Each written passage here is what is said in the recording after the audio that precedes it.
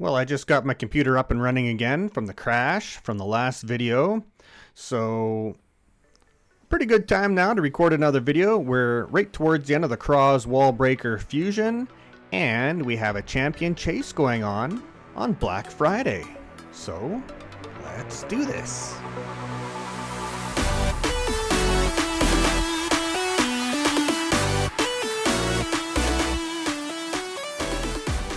Hello everyone, and welcome back to the channel. Hollywood here with another Raid Shadow Legends video. Wishing you a happy Black Friday and a Thanksgiving weekend for all those who celebrate Thanksgiving weekend this weekend. I'm Canadian, so we had our Thanksgiving last month.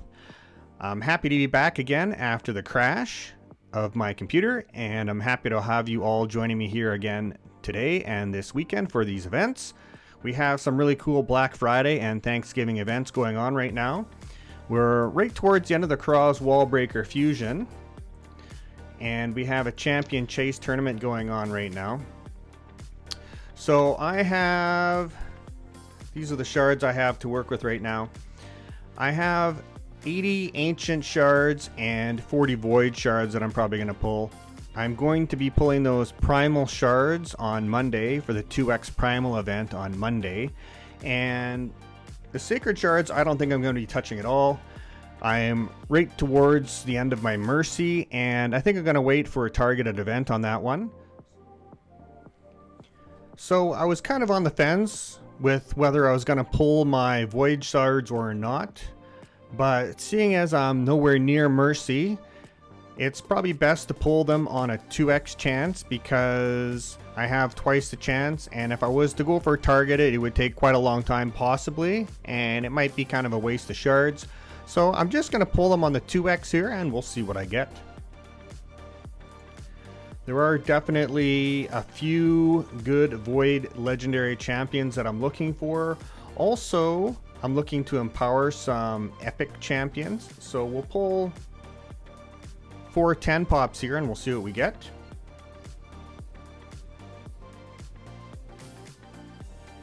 Fanatic, Rock Beast. Arbalester will be good for the Broadmaw fusion. Pull 10 more. Getting some points here for the champion chase, which is good, and I will probably need quite a few because it looks like the person out in front now has quite got a good lead. Got another Arbalester Huntress, which is good. Another Arbalester. Those will be good for the Broadmaw fusions.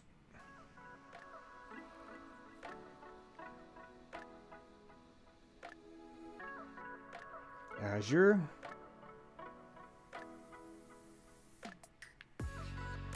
Oboro, not too bad. Last 10 pop of this here.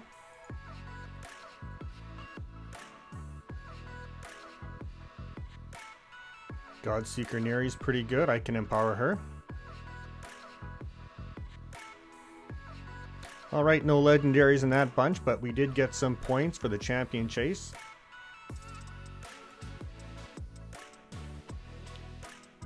Alright, let's move on to the ancient shards now.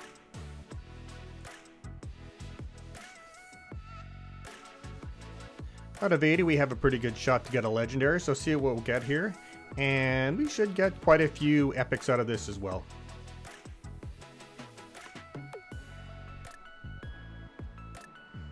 Epics are pouring in here, a couple epics there.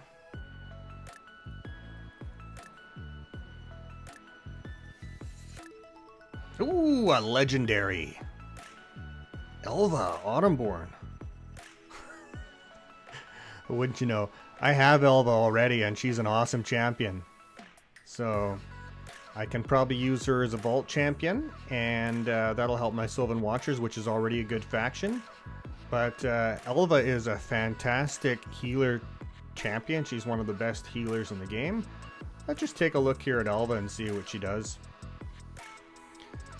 So on her A1 here, she attacks one enemy, places a 15% continuous heal buff for 2 turns on the ally with the lowest HP. Damage is based on attack, continuous heal, A2 has a 75% chance removing all debuffs from all allies. Places a block debuffs buff and a 30% increased speed buff on all allies for 2 turns. Block debuffs and increase speed. And because she places a lot of buffs like this, she'd be good for a protection set to have protected buffs. Stone skin if you're going to use her in arena, or protection set. Also bolster set works good for her. A3 revives a target ally with 40% HP and 50% turn meter, then places a 60% increased defense and a 50% increased attack buff on that ally for 2 turns. And her passive is Leaf Shroud. Heals each ally by 10% of their max HP at the start of their turn. So she does a heal at the start of the turn. Places a Perfect Veil buff for 1 turn on the ally with the lowest HP and at the end of this champion's turn. So pretty good. She has a Speed Aura, increased ally speed battles by 19%. So she's a very good champion. I actually took a month off during the Crocad Fusion event to do the Revival Pass to get Elva because I didn't have her, and now I have her first. That's pretty ironic, actually.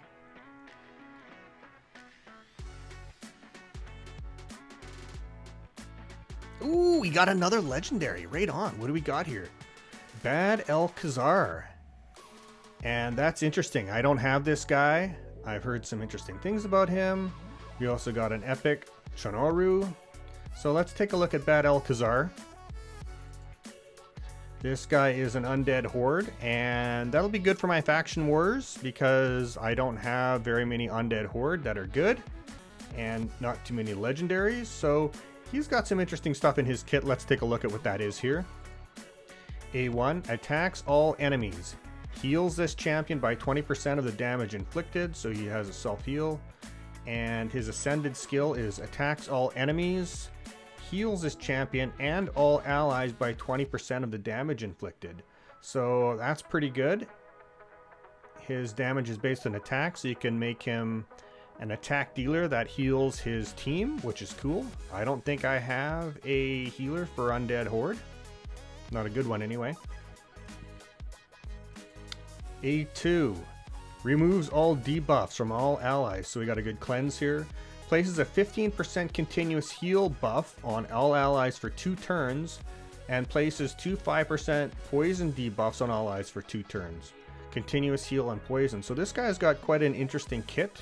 He's got healing, he's got poisons, he's got a cleanse.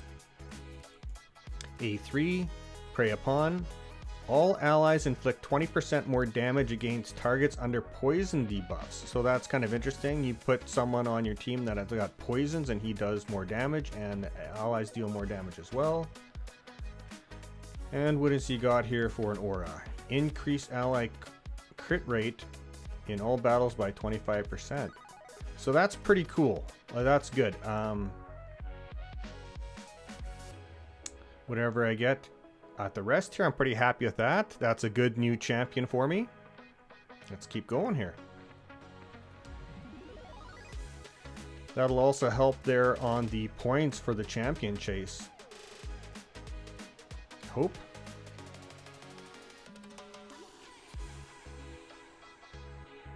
Thylesia. Mist Rider Dithy. Missionary.